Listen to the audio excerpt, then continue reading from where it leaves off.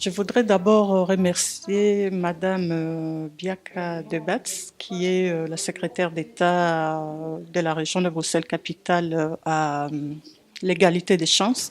C'est grâce à elle qui nous a donné des subventions qu'on a pu organiser cette semaine de sensibilisation à la lutte contre les violences faites aux femmes.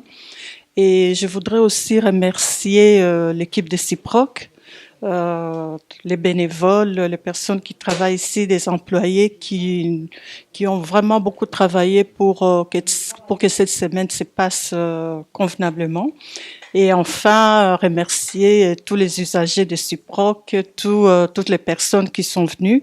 Et franchement, j'étais moi-même étonnée. Les ateliers se sont très, très bien passés. Il y a eu beaucoup d'échanges fructueux. Le premier jour était un peu toutes les violences faites aux femmes et la prévention. Ça, c'est lundi. Mardi, nous avons eu l'atelier des violences conjugales avec des animations là-dessus, avec Patricia Cernon et des jeux de rôle. On a eu une semaine d'atelier chargée en activités et en émotions aussi. La présidente a chapeauté tout ça et ça s'est très, très bien passé. Mercredi, nous avons eu un petit atelier avec les personnes présentes sur tout ce qui était la violence aux partenaires, aux deux partenaires, et notamment l'axe a été porté sur la prévention pour les hommes. Jeudi, nous avons eu les mutilations génitales avec une personne du GAMS qui est venue, Carolina, et qui a un peu animé les ateliers. Et puis aujourd'hui, c'était le mariage forcé avec l'ASBL de la Voix des femmes et qui a rencontré beaucoup de succès. Qui a soulevé beaucoup de questions. Nous avons débordé dans le temps. Les gens, c'est vrai, beaucoup fument et c'est la drogue ou bien c'est ça, mais souvent c'est tout le temps des trucs comme ça. Pour quand la personne accepte de porter plainte, comment ça se passe?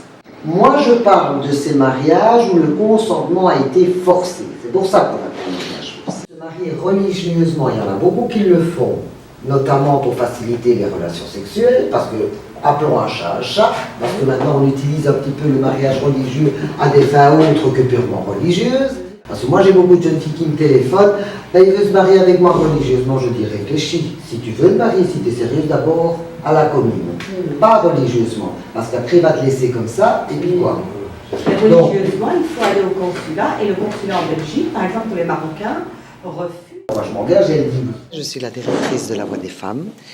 C'est une association qui se trouve à Saint-Josse, qui va bientôt avoir ses 30 ans, et qui travaille essentiellement à un projet dont l'objet social est la lutte contre toutes les formes de violence et de discrimination à l'égard des femmes et l'émancipation des femmes, et en particulier des femmes d'origine immigrée.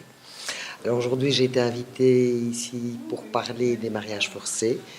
C'est une thématique que nous travaillons depuis un certain nombre d'années. Je suis heureuse de venir partager un petit peu le travail que l'on fait dans ce domaine, puisque depuis quelques années, les mariages forcés a été intégré au plan d'action national contre les violences et il est reconnu comme une violence spécifique.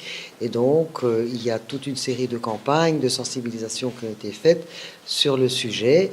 Et donc, je viens un peu partager aujourd'hui mon expérience dans le soutien et l'accompagnement de ces jeunes femmes. Et ça a été un moment assez intéressant parce que j'avais une audience qui n'était pas que féminine. Au contraire, on avait une parité homme-femme. Et donc, c'est toujours intéressant d'avoir les points de vue des différentes personnes, de personnes qui viennent de cultures, de pays différents, etc. Et donc, finalement, voilà, ça a été un échange assez fructueux. Et c'est vrai que finalement, on revient souvent aux conclusions générales. Il faut pouvoir sensibiliser, éduquer. Dans le cadre des activités que CIPROC organise, on a eu de la chance d'avoir une présidente qui est très à l'écoute et qui, sur base des demandes des femmes qui fréquentent la SBL, a initié cette semaine de sensibilisation à la violence faite aux femmes. Je pense que c'est une activité que nous devons recommencer. Là, je regarde bien Madame Debatz chaque année parce que c'est vraiment nécessaire. Comme vous savez, dans notre communauté, dans nos communautés, ces sujets restent tabous. les femmes n'osent pas, ou même les hommes n'osent pas parler des violences qu'ils subissent dans leur famille. Donc voilà, je voudrais vraiment remercier tout le monde et j'espère que l'année prochaine, on pourra organiser encore une fois cette semaine de sensibilisation. Moi, je crois qu'en situation de violence, on ne peut pas négocier. On peut négocier avant ou après. Mais pendant la situation de violence, c'est compliqué.